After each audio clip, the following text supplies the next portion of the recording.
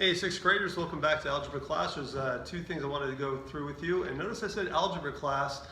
If you look at what we've been doing algebra. A couple things that we want to make sure that we go over just to kind of remind us, a little review preview, I like to say all the time. And that is when you've been doing arithmetic so far, you start getting into algebra. There's a couple things in algebra that make it incredibly awesome for solving problems, and one of those is the shorthand that it uses. For example, some algebra terminology. We've already seen, for example, something like 4 times 7. We all know that 4 times 7, we use that multiplication symbol, 4 times 7, 28, piece of cake right there. But when you start getting into algebra, very often you'll see the multiplication symbol not there at all. So for example, 4 times some variable, and they love to use the variable x in algebra. They don't have to. I'll show you an example where they don't use one today in our books. But they very often use x for an unknown in algebra. So if I want to do 4 times x, say, this is what it would look like if I used this old terminology. It would be 4 times x. Yeah, that's kind of confusing. So we're not going to do that. We want to make sure that now that we're starting to learn some algebra, we get in a little bit to the terminology. What does algebra look like? And for 4x, there's a couple of different ways to represent it. One of the things that I will also be encouraging throughout algebra as you get into it is using parentheses all the time. It helps things look neater, helps you keep track of your variables.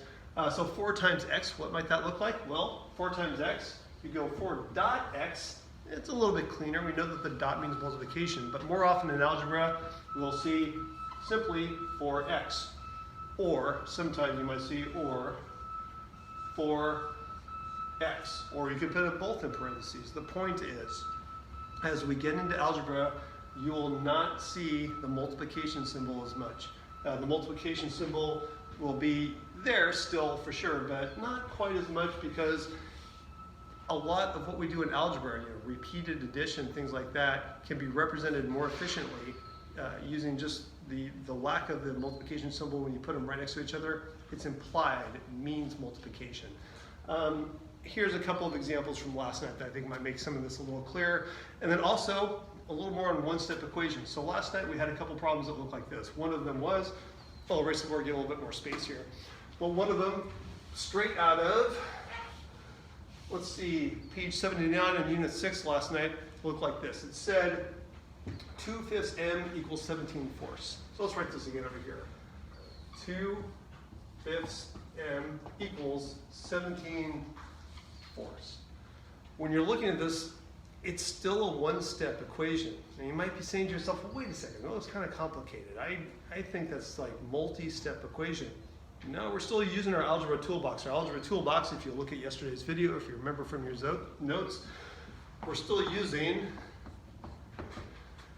just those 4 tools: addition, subtraction, multiplication, or division. We're just using those 4 tools to try and get that variable by itself. Check this out. They used m as the variable. Did they use an x? No. Again, you can use any letter you want. In this case, they used m.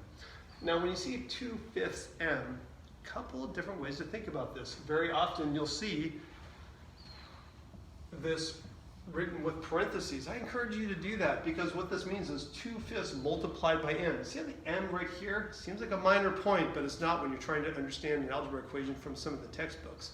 Different textbooks do it differently. That m right next to it means that this term is multiplied by 2/5. Another way you could write this that might be a little clearer is 2 multiplied by m, or 2m over 5. This and this mean exactly the same thing. Equals 17 fourths. One way I would suggest of attacking this, although there are a couple different ways and the book does a slightly different way, that's fine. But again, I don't want to just rehash what the book is doing. That will be in there and they'll be in the notes. Good old cross products. We know in cross products that this product, if they're truly equal, the product of along this line is equal to the product along this line. So I use arrows to represent the next step. 2m multiplied by 4. Let's use parentheses, just to separate it, make it really neat. It's really important very often in algebra to keep it neat, to make sure that you're going step by step and making sure that you know which terms are being multiplied. 2 multiplied by 4 is equal to 5 multiplied by 17. 2m multiplied by 4, well, we can multiply 2m times 4 and get 8m equals the product of 5 multiplied by 17. And if you're looking at 5 multiplied by 17, it's 85. It's really just a one-step equation kind of in hiding. To get that m by itself, what are you going to do? There's your challenge on the notes here. We're going to divide both sides by what to get that m by itself? Wait for a second. We're going to divide both sides by 8 to get that m by itself. So if you're looking at cross products, you're looking at one-step equations. I just wanted to review how you see a couple of these things written differently in the book, and I want to make sure we keep track of how they look.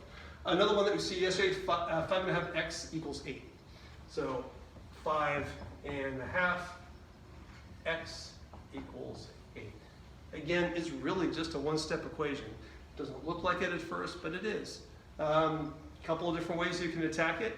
You can just right away say, hey, I know that 5.5 multiplied by x here, the opposite of multiplication is division. I can right away jump in and say, okay, I just want to divide 8 by 5.5, get the x by itself on one side of the equal sign. Another way that I would suggest is turn this into an improper fraction first.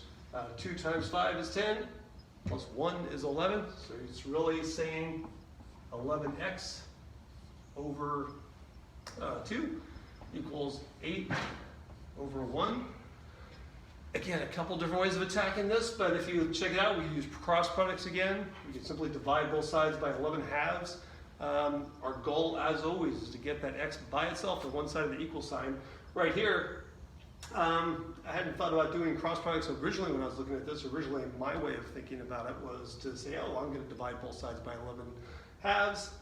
Divide this side by 11 halves. Hey, it gets the x by itself. Divide this side by 11 halves. And I have 8 over 1 divided by 11 halves. And then it's still just a one-step equation, a little bit of arithmetic over here. In other words, if I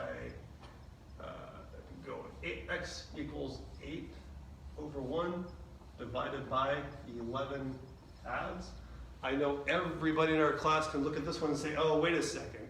That's the x is by itself. That's our goal. That's what we've been trying to do. And this is just 8 divided by 11 halves. I take the reciprocal, the multiplicative inverse, I take the reciprocal here and multiply. This would become 8 over 1 multiplied by 2 over 11. Let's write that. Let's go ahead and show it.